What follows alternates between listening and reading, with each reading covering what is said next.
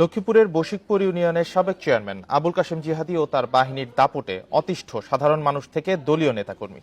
জমি দখল, চাঁদাবাজি, হামলা মামলা সহ নানা অভিযোগ তার বিরুদ্ধে।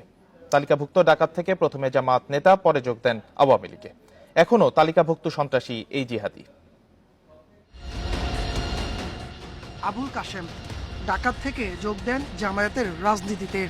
1998 সালে জামায়াত ছেড়ে আওয়ামী লীগে যোগ দেওয়ার পর ইউপি চেয়ারম্যান নির্বাচিত হন। এরপর থেকে তার ত্রাসের রাজত্বের উত্থান, গড়ে তোলেন জিহাদি বাহিনী। সবশেষ মঙ্গলবার যুবলীগ ও ছাত্রলীগের দুই নেতাকে গুলি করে হত্যার নেপথ্যেও তার নাম।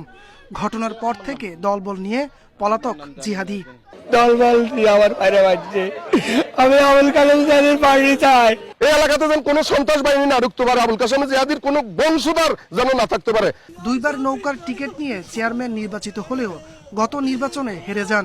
সেই ঘটনার জেরেই দুই নেতাকে হত্যা বলে দাবি বর্তমান চেয়ারম্যানের। বিভিন্ন মামলা হামলা জড়ায় যায়, নিজেকে সেভ করার জন্য আওয়ামী লীগে যোগ দিয়েছে।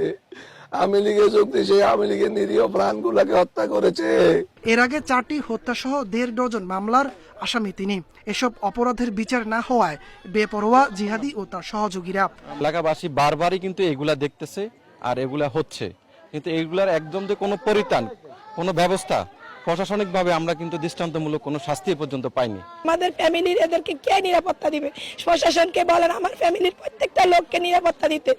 বর্তমানে চন্দ্রগঞ্জ থানা আওয়ামী লীগের সহসভাপতি এই জিহাদি। এমন সন্ত্রাসী কিভাবে দলের শীর্ষ পদে থাকে তার উত্তর দিতে পারেননি আওয়ামী লীগের নেতারা।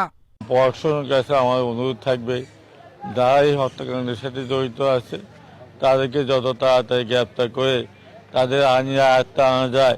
যত বড় সন্ত্রাসী হোক ছাড় পাবেন না উল্লেখ করে পুলিশ সুপার জানিয়েছেন, আবুল কাশেম জিহাদি ও তার সহযোগীদের ধরতে অভিযান চলছে। আমরা তাদের মধ্যে একজনকে শনাক্ত করতে সক্ষম হয়েছি, আর বাকি কাউকে আমরা শনাক্ত করতে সক্ষম হইনি। তো তারা যেখানেই থাকুক না কেন আমরা সেই শনাক্ত করব এবং আইনের আওতায় নিয়ে আসব। কাশেম ডাকাত নামে পরিচিত জিহাদি জামায়াতের রাজনীতিতে যোগ দেওয়ার পর রকেট লঞ্চার চালানো সহ নানা কারণে পরিচিত হয়ে ওঠেন জিহাদি কাশেম নামে। Independent news.